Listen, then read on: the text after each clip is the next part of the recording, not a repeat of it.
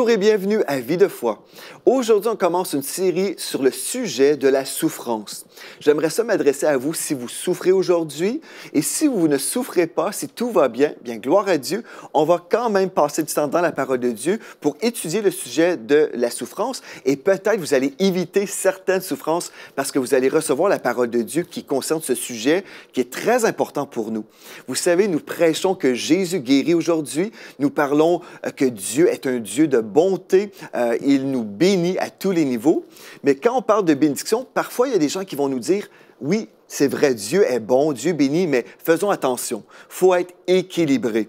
Et c'est vrai, je dirais, il faut être équilibré, mais selon l'équilibre de Dieu et non selon l'équilibre de la tradition des hommes. Jésus a dit, vous annulez la parole de Dieu par votre tradition, la tradition que vous avez établie. Donc, ce qu'on veut faire, c'est revenir à la parole de Dieu pour découvrir ce que Dieu a dit. Et comme on va voir ensemble, tout au long de cette semaine, on va voir comment nous pouvons éviter certaines souffrances. Et nous allons aussi comprendre que certaines souffrances sont absolument nécessaires. Et on va voir en fait comment tout ça fonctionne dans notre alliance actuelle. Vraiment, c'est super important pour nous d'être équilibrés, mais selon Dieu, pas selon la pensée des hommes. Donc, vraiment, j'aimerais vous inviter aujourd'hui, si vous souffrez, bien, cette série va vous aider, je le crois de tout mon cœur, et j'aimerais commencer premièrement avec le verset de la parole de Dieu, simplement pour vous encourager. En fait, dans le psaume 46, au deuxième verset, nous lisons « Dieu est pour nous un refuge et un appui, un secours qui ne manque jamais dans la détresse. » Vous savez, le Seigneur est là avec nous, peu importe la situation dans laquelle on peut se retrouver. Des fois, nous souffrons, mais nous savons que Dieu est là. Et la Bible nous dit en même temps que si un malheureux crie, l'Éternel entend et le délivre de toutes ses détresses. Donc, on dit gloire à Dieu pour la présence de Dieu qui est là avec nous aujourd'hui, mais en même temps, on veut connaître ce que Dieu dit concernant la souffrance parce que je crois que plusieurs chrétiens souffrent inutilement. Donc, on va décortiquer certaines choses, certains versets de la parole de Dieu aussi, parce qu'on a vraiment fait violence aux Saintes Écritures à maintes reprises dans le corps de Christ. On a pris des versets, en fait, qui ne nous concernent pas, et puis on a pris ces versets-là et on les a appliqués comme si ces versets s'adressaient à nous, quand ce n'était pas du tout le cas. On va revenir vraiment au cœur de Dieu. En fait, c'est ça qu'on veut voir cette semaine. On veut découvrir le cœur de Dieu pour nous et on veut discerner, parce que le diable rôde comme un lion rugissant, cherchant qui il va dévorer. Et le diable peut dévorer ceux qui sont ignorants de leur héritage en Christ, ceux qui ignorent vraiment les promesses de Dieu. Mais aujourd'hui, on commence une belle série hyper importante. Je vais vous encourager à préparer vos cœurs et aussi à aller sortir vos stylos pour prendre en note des versets parce que j'ai tellement de choses à vous partager. Ça va être vraiment impossible pour moi de passer à travers toutes les choses que je dois vous dire, mais vous pourrez au moins prendre en note les versets. Vous pourrez vous installer tranquillement à la maison et relire les versets si vous voulez et vraiment laisser le Saint-Esprit vous accorder des rémas personnels pour votre vie. Aujourd'hui, notre sujet, c'est les raisons pour lesquelles nous souffrons. On va voir des bonnes et des mauvaises raisons. Ensuite, demain, nous allons voir comment nous pouvons discerner notre ennemi véritable. Est-ce que c'est Dieu ou le diable? Bonne question. La maladie glorifie-t-elle Dieu dans notre troisième émission? Donc, on va vraiment parler des traditions concernant la maladie. Dans notre quatrième émission, découvrez vos droits. Vous devez savoir ce qui vous appartient pour reprendre ce que le diable vous vole. Et dans notre cinquième émission, recevez les consolations du Seigneur. Donc, c'est une étude biblique dans les nations et je dis gloire à Dieu pour ce privilège que j'ai. Je remercie Seigneur pour le privilège que nous avons ensemble où nous pouvons étudier la parole de Dieu et être équipés pour cesser d'être volés dans notre héritage. Et puis en même temps, je crois que le Saint-Esprit est là parce que plusieurs personnes qui me suivent en ce moment, vous souffrez dans votre corps, vous souffrez dans votre âme, peut-être vous avez vécu des pertes, peut-être vous êtes dans le deuil en ce moment et le Saint-Esprit est là pour vous consoler. Et en même temps, peut-être tout va bien pour vous et vous vous posez la question, est-ce que j'ai besoin d'entendre parler de la souffrance? Et peut-être vous vous dites, non, je ne veux pas entendre parler de la souffrance parce que tout va bien et peut-être on peut s'imaginer, si on entend parler de la souffrance, qu'on va souffrir. Non, ce n'est pas le cas.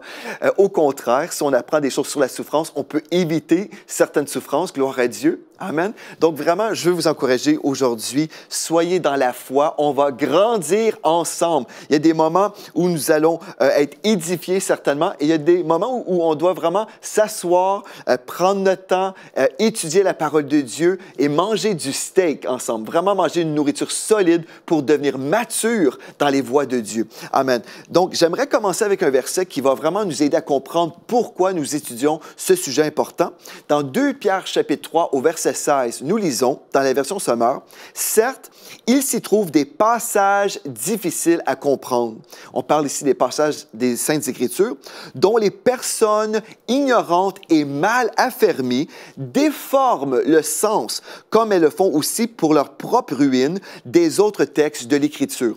Donc, ce texte biblique nous dit clairement qu'il y a des personnes ignorantes et mal affermies. Et le fait d'être une personne ignorante du cœur de Dieu et de la parole de Dieu et même être mal affermi dans la vérité ne nous empêche pas d'écrire des livres. Donc, vous pouvez retrouver des livres chrétiens dans des librairies chrétiennes et même certaines personnes vont devenir pasteurs et ils sont pourtant des personnes ignorantes et mal affermies. Donc, ce qu'on veut faire, c'est vraiment faire attention aux influences spirituelles qu'on peut avoir. Parce que véritablement, la Bible nous dit qu'il y a des passages difficiles à comprendre et on doit faire attention qu'on ne fasse pas violence aux Écritures en écoutant n'importe qui. Donc, gloire à Dieu, je crois que le Saint-Esprit est là avec vous. Il va vous éclairer dans toute la vérité et ensemble, nous allons avancer. Amen. Donc, c'est pour ça que je vous dis, prenez votre stylo, écrivez, prenez le temps de méditer. Pourquoi? Bien, par exemple, on va voir un texte ensemble dans Hébreux chapitre 12 au verset 6. Un verset qui peut troubler certains chrétiens. Et en fait, on va passer du temps, je crois, surtout demain, on va décortiquer beaucoup de versets qui sont une source de troubles, en fait, pour plusieurs chrétiens. Des fois, on entend parler de la guérison, de la victoire, mais là, on trouve un verset qui nous parle d'épreuves, qui nous parle de souffrance, et là, on ne sait pas trop comment réagir. Est-ce que Dieu se contredit dans sa parole? Non, non. Et en fait, la Bible nous dit très clairement, il va y avoir des passages difficiles à comprendre, mais le Saint-Esprit est là pour nous enseigner. Et sachez ceci, le Saint-Esprit qui a inspiré l'Écriture que nous avons, bien, il ne se contredit jamais. Donc, si on entend une prédication qui nous fait l'éloge de la souffrance et qui nous prêche peut-être même que la souffrance mène à la sainteté, on va se poser des questions parce que, vous savez, plusieurs personnes souffrent dans le monde. Ces personnes ne sont pas même chrétiennes et pourtant, ils souffrent. Donc, on se dit, OK, est-ce que c'est le fait qu'on souffre qu'on est vraiment sanctifié? Non, parce qu'on peut juste s'imaginer tous ceux qui souffrent en ce moment, ils ne sont pas forcément nés de nouveau. Donc, la souffrance ne mène pas à la sainteté. C'est Christ qui mène à la sainteté. C'est le sang de Christ qui nous purifie. Donc, on va voir ensemble Hébreux 12 au verset 6, un texte qui peut troubler certaines personnes. Et on va voir tout au long de cette semaine des versets qui peuvent nous troubler, mais qui vont maintenant nous rendre plus forts et plus équipés. Et une autre chose que j'aimerais dire avant même de lire ce texte, vous savez, on ne devrait pas craindre de lire toute la Bible. Des fois, des chrétiens veulent lire seulement des versets sur la victoire et puis ils se disent « les versets qui me troublent, bien moi, j'aime mieux les mettre de côté. » Mais en fait, on ne devrait pas craindre la parole de Dieu. Au contraire, on devrait tout lire et s'il y a des versets qui nous troublent aujourd'hui, on devrait dire « Ah bien, je veux les découvrir, je veux comprendre le sens véritable pour être équipé. » Amen. Et si je ne peux pas prêcher tout le conseil de Dieu parce que certains versets semblent contredire ma théologie, bien c'est parce que ma théologie est erronée, n'est-ce pas? Donc, non, si je suis sincère et je veux vraiment marcher dans l'intégrité, je vais lire toute la Bible, je vais lire tous les versets, je vais croire tous les versets, mais je vais avoir la mentalité ou la vision de Dieu concernant ces versets. Amen? Et une autre chose que je veux vous dire, soyons dans l'humilité, frères et sœurs. On veut vraiment s'approcher de la parole de Dieu avec respect et en même temps, quand Dieu nous accorde des révélations, vous allez voir cette semaine, peut-être vous allez devoir enlever vos lunettes de la tradition et dire, pendant des années, j'ai cru vraiment dans une certaine façon, j'ai cru dans une certaine vision, et là, aujourd'hui, je dois enlever ces lunettes de la tradition parce que j'ai compris d'autres choses. Mais vous allez côtoyer des personnes qui portent toujours des lunettes de tradition. Si vous êtes arrogant, si vous prétendez tout savoir, et puis si vous méprisez ceux qui n'ont pas votre conviction, bien au final, vous allez repousser les personnes que Dieu vous appelle à aider. Marchons dans l'humilité ensemble. On s'engage aujourd'hui. On va grandir. Amen. On va grandir dans les voies de Dieu. On va s'équiper. Amen. Et on va être une source de délivrance, pas une source qui repousse les gens. Amen. OK, donc Hébreux 12 au verset 6 nous dit, « Le Seigneur châtie celui qu'il aime et il frappe de la verge tous ceux qu'il reconnaît pour ses fils. » Donc Dieu frappe de la verge. OK, c'est un verset peut-être qui peut vous troubler et comme je vous dis, demain, on va voir plusieurs versets où nous lisons dans la Bible que Dieu frappe de maladie, que Dieu envoie des choses terribles sur les êtres humains. On va voir tout ça ensemble. La série va être excitante. Gloire à Dieu. On va se poser la question, pouvons-nous éviter le châtiment de l'Éternel? Mais avant de pouvoir même répondre à cette question, nous devons comprendre le sens du mot châtiment. Amen. Et comment ce châtiment fonctionne. Gloire à Dieu. Donc, êtes-vous prêts? On va plonger ensemble dans la parole de Dieu. Premièrement, OK, les raisons pour lesquelles nous souffrons, bien, il y a des bonnes et des mauvaises raisons pourquoi nous souffrons. Aujourd'hui, si vous souffrez, le Saint-Esprit est là. Dieu vous aime. Il ne vous a pas oublié dans votre souffrance et les compassions de Dieu s'étendent sur vous. Gloire à Dieu. Dieu vous aime. Il ne vous a pas oublié dans votre souffrance. Mais peut-être vous souffrez pour des raisons inutiles, peut-être pour des mauvaises raisons. Et on va pouvoir évaluer tout ça parce que Dieu ne nous appelle pas à simplement souffrir sans s'examiner. Si vous souffrez pour une bonne raison, bien, je vais prier la grâce de Dieu sur vous. Amen. Mais si vous souffrez pour des mauvaises raisons, bien là, vous pourrez faire des changements pour cesser de souffrir inutilement. Est-ce que vous êtes d'accord avec moi? Gloire à Dieu. Bon, commençons avec les bonnes raisons. Pourquoi nous souffrons? La première raison, en fait, c'est parce que nous faisons le bien. Gloire à Dieu. Vous allez vous posez la question, est-ce que Dieu est pour la souffrance? J'aimerais vous dire premièrement que le cœur de Dieu n'est jamais pour la souffrance. Parce que Dieu est notre Père, il n'aime pas ça lorsque nous souffrons. Tout comme moi, je n'aime pas quand Floramé et Félicité, quand mes deux filles souffrent. Non, j'aime mes enfants.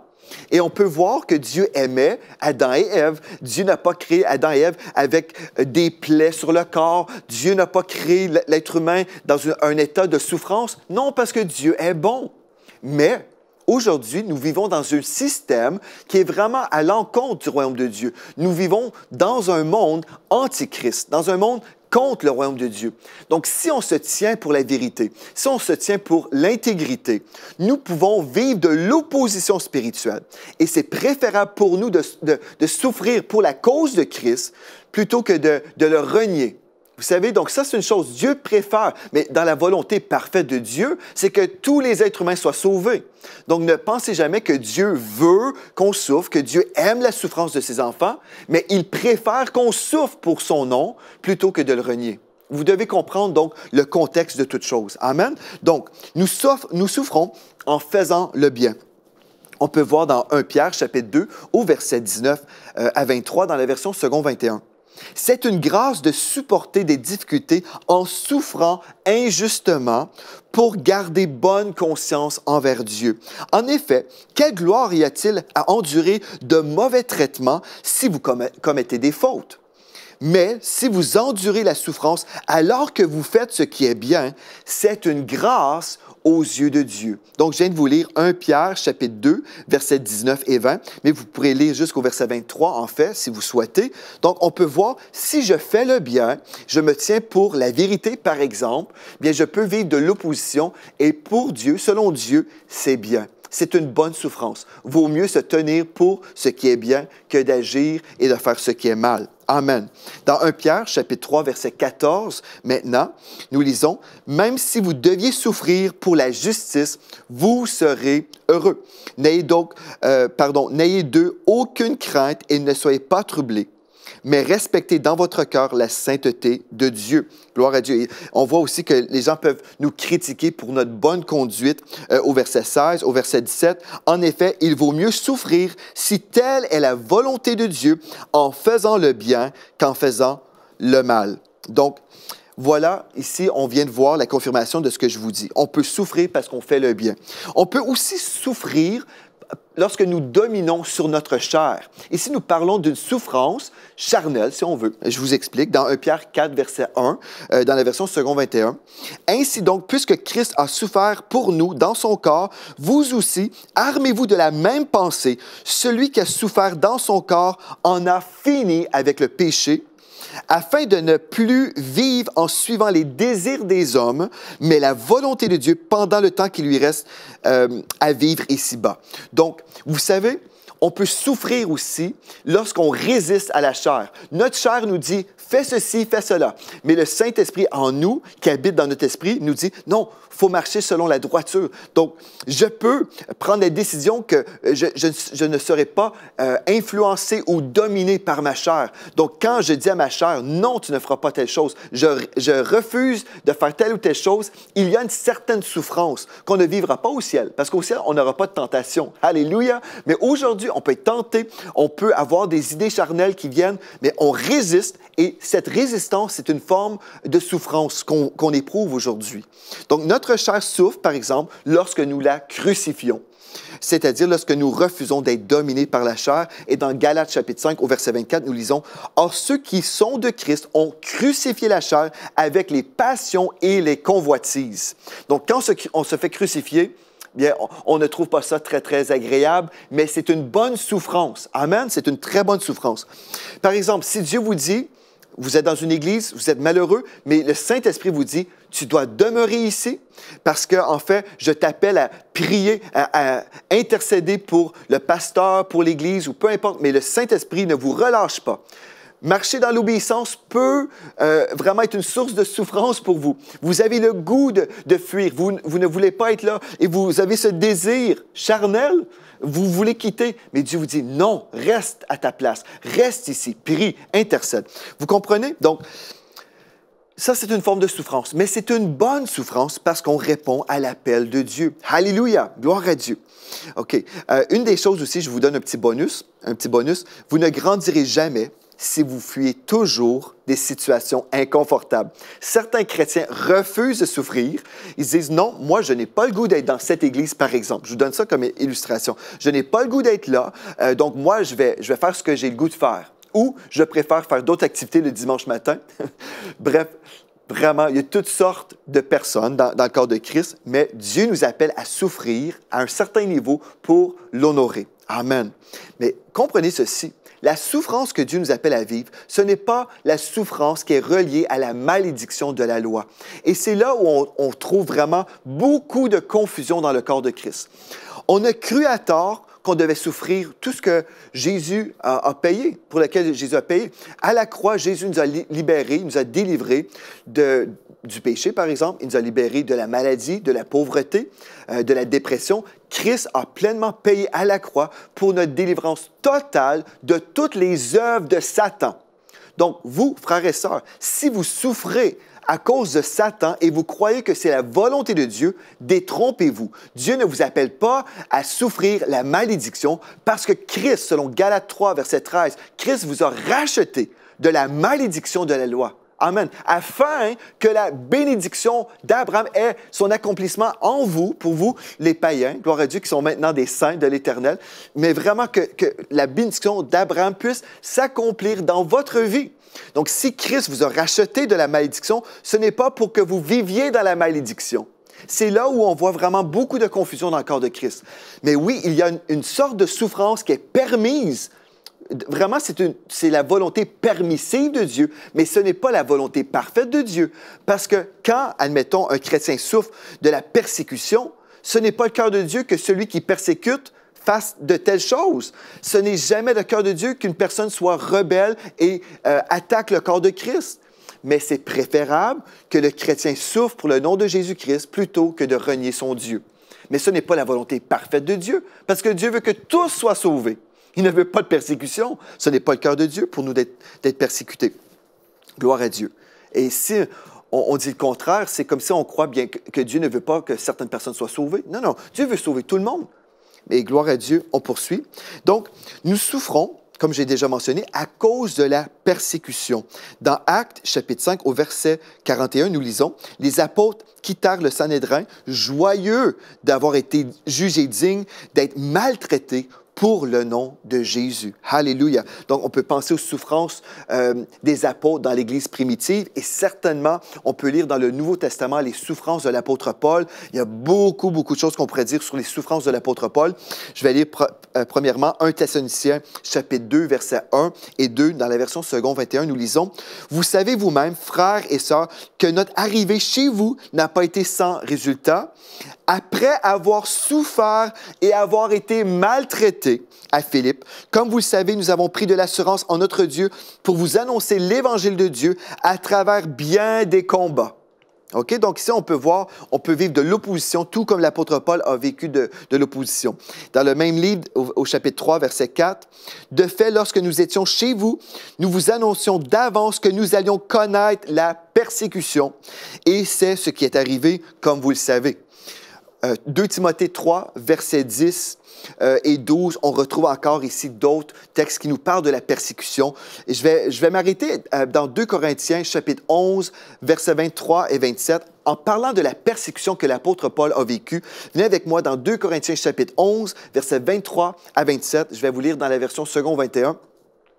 Ici, l'apôtre Paul doit défendre son ministère apostolique.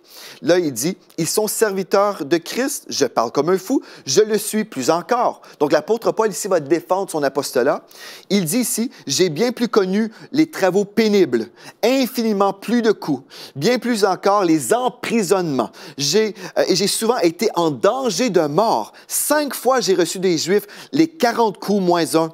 3 fois, j'ai été fouetté. 1 fois, j'ai été lapidé. 3 fois, j'ai fait naufrage. J'ai passé un jour et une nuit dans la mer. Fréquemment en voyage, j'ai été en danger sur les fleuves, en danger de la part des brigands, en danger de la part de mes compatriotes, en danger de la part des non-juifs, en danger dans les villes, en danger dans les déserts, en danger sur la mer, en danger parmi les prétendus frères. » L'apôtre Paul a beaucoup souffert. « J'ai connu le travail et la peine. J'ai été exposé à de nombreuses privations de sommeil, à la faim et à la soif, à de nombreux jeûnes et au froid et au dénuement. » OK, wow, tout ça. L'apôtre Paul a souffert beaucoup d'opposition spirituelle.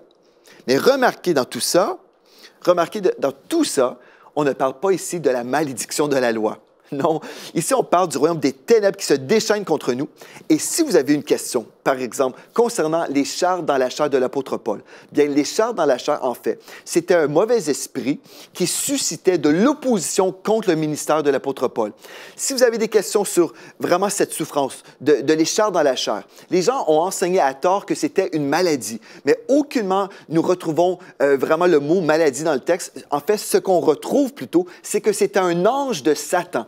Et dans l'émission Vie de foi, avec mon invité Audrey Mac, nous avons décortiqué le sujet de l'écharpe dans la chair. En fait, dans toute cette série, on ne reprendra pas tous les enseignements qu'on a déjà vus dans l'émission Vie de foi. Donc, je vais vous encourager, si vous voulez sérieusement étudier le sujet, faites une étude, allez sur le site emctv.com, faites une recherche justement sur l'écharpe dans la chair et vous verrez dans ma série avec Audrey Mac, nous avons fait une série qui s'appelait « Tuons les vaches sacrées » et puis vous allez voir, on passe du temps à parler justement de l'écharpe dans la chair. Mais en gros, c'est vraiment une opposition spirituelle inspirée par un ange de Satan, qui est un démon, qui était là pour causer des ennuis, pour empêcher le ministère de l'apôtre Paul qui prêchait justement l'Évangile de Jésus-Christ. Donc ici, nous voyons de l'opposition, mais encore une fois, on ne parle pas de la malédiction de la loi. On peut voir même que Paul a été faussement accusé dans 2 Corinthiens chapitre 6, 4 à 10. Nous voyons en fait, écoutez bien ceci, on l'a traité d'imposteur, on l'a traité de toutes sortes de choses. Il a souffert aussi au niveau des insultes. Et oui, peut-être si vous êtes chrétien, vous allez vivre de l'opposition comme ça. Mais on ne renonce pas à notre foi. Vaut mieux souffrir comme ça plutôt que de renier notre foi en Jésus-Christ. Nous souffrons des insultes aussi. On peut voir 1 Timothée 4, verset 10. Vous pouvez le prendre en note. Vous pourrez lire ça à la maison. Donc, 1 Timothée chapitre 4, verset 10. 1 Pierre chapitre 4, verset 13 à 14. Nous voyons aussi qu'on peut se faire insulter pour la cause de Christ. Amen. Et puis dans Hébreux 13, verset 13, on peut être humilié pour le Seigneur Jésus-Christ. Et moi, je me souviens quand je venais de commencer à fréquenter l'école au primaire, j'avais 5 ans, les jeunes se prosternaient devant moi, se moquaient. Et puis, je suis rentré à la maison, je me souviens que ma mère m'avait dit: non, ne pleure pas, mon fils. Elle m'a dit, tu dois te réjouir du fait que tu as été persécuté pour la cause de Christ. Le Seigneur va te bénir en retour. Mais j'ai dû comprendre, même quand j'étais très, très jeune, qu'il y avait un prix à payer au niveau de la persécution.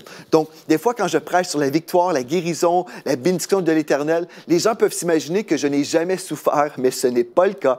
J'ai dû me tenir pour la droiture, me tenir pour le nom de Jésus-Christ, mais je suis béni quand même. Amen. Alléluia. Et nous souffrons un dernier point concernant la bonne souffrance. Nous souffrons à cause de son nom. Donc, vous pourrez voir dans Actes, chapitre 9, versets 15 à 16, Philippiens 1, verset 29 et Romains 8, 17. Nous souffrons pour lui. Mais là, il y a des mauvaises souffrances. Pourquoi souffrons-nous? Bien, on va mettre à l'écran, en fait, rapidement, un texte simplement pour vous dire les raisons pourquoi nous pouvons souffrir. Donc, on va aller à l'écran. Je vais vous dire, voici pourquoi nous pouvons souffrir et les mauvaises raisons. Bien, nous pouvons souffrir, en fait, parce que nous avons fait des erreurs. Nous souffrons parce que nous avons désobéi au Seigneur. Nous nous mêlons de ce qui ne nous concerne pas. Nous ignorons nos droits et les promesses de Dieu et nous tolérons la malédiction de la loi. Voilà certaines raisons qui expliqueraient pourquoi nous souffrons aujourd'hui. Par exemple, si je vis dans le péché, je peux récolter toutes sortes de choses terribles qui sont contraires au cœur de Dieu pour moi. Donc, la souffrance à cause d'une mauvaise conduite, c'est très, très clair dans la Bible. 1 Pierre, chapitre 4, verset 15 nous dit que personne parmi vous n'ait à souffrir pour avoir tué, volé, fait le mal ou pour s'être mêlé des affaires d'autrui. Voyez, des fois, les chrétiens vivent certaines souffrances et puis là, ils disent « Je porte ma croix pour Christ ». Un instant. Si, en fait, vous avez des problèmes dans votre vie et vous souffrez, c'est parce que, par exemple, vous parlez dans le dos des gens, vous pratiquez la calomnie, vous êtes dans la médisance et là, je ne sais pas, vous avez toutes sortes de problèmes en tant que résultat ou comme fruit. Bien, non, vous ne pouvez pas dire que vous portez la croix de Christ. Ce n'est pas le cas. Parce que là, vous êtes en train de récolter, en fait, les semences d'un mauvais comportement ou d'une mauvaise conduite. Dans Jacques, chapitre 3, versets 13 à 16, nous voyons en fait aussi qu'on peut avoir un zèle amer et récolter des choses terribles dans notre vie. Voilà une autre raison pourquoi nous souffrons. La souffrance à cause de la fornication aussi.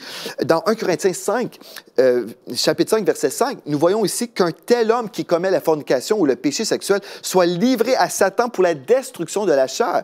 On peut souffrir aussi à cause de l'ignorance de la parole de Dieu. Le diable vient nous voler de notre héritage et on ne le sait pas que c'est vraiment à nous de résister au diable. Donc, voilà des choses hyper importantes. On a effleuré le sujet, mais si vous prenez le temps à la maison, vous retournez sur le site web emctv.com et vous prenez le temps d'examiner tous les versets qu'on a vus, vous verrez en fait qu'il y a des bonnes raisons pourquoi nous souffrons et des mauvaises. Et ce qu'on veut faire, c'est enlever les mauvaises raisons de notre vie et souffrir juste quand on doit. Si je dois me tenir pour la vérité, je vais me tenir pour la vérité et Dieu me donne sa grâce. Donc, si c'est votre cas aujourd'hui, vous souffrez à cause de Christ, bien, je prie pour vous et je déclare sur votre tête la grâce de l'Éternel. Dieu est votre force. Quand je suis faible, c'est alors que je suis fort. La présence de Dieu est là sur vous et gloire à Dieu, vous êtes protégés et vous avancez dans les voies de Dieu, dans l'intégrité et vous honorez le nom de Jésus-Christ. Amen et Amen. Donc, gloire à Dieu pour ce premier point qu'on a vu aujourd'hui, ou les deux points, les bonnes et les mauvaises raisons pourquoi nous souffrons. Demain, on poursuit et on va discerner notre ennemi véritable. Là, on va prendre des versets de l'Ancien Testament surtout, où nous voyons que Dieu frappe, Dieu frappe, Dieu frappe, et on va comprendre tout ça. On ne reste pas ignorant, on va découvrir ces versets-là et on va grandir dans les voies de Dieu. C'est une aventure ensemble cette semaine. Nous allons découvrir pourquoi nous souffrons et gloire à Dieu, on va arrêter de souffrir les mauvaises raisons et on va avancer dans les voies de Dieu. Merci d'avoir été là avec moi aujourd'hui. D'ici à demain, soyez richement bénis. L'heure est arrivée pour EMC d'entrer dans une nouvelle saison spirituelle. Nous croyons Dieu en ce moment pour 8000 nouveaux partenaires, des gens de foi qui vont semer 35 $ ou euros par mois, qui vont croire avec nous pour une grande récolte d'âmes. Est-ce que vous êtes partenaire aujourd'hui? Sinon, l'heure est arrivée. Croyez avec nous et devenez un partenaire de EMC dès aujourd'hui. Dès maintenant, donnons pour faire entrer EMCI dans une nouvelle saison. Pour faire votre don, rendez-vous sur emcitv.com/8000.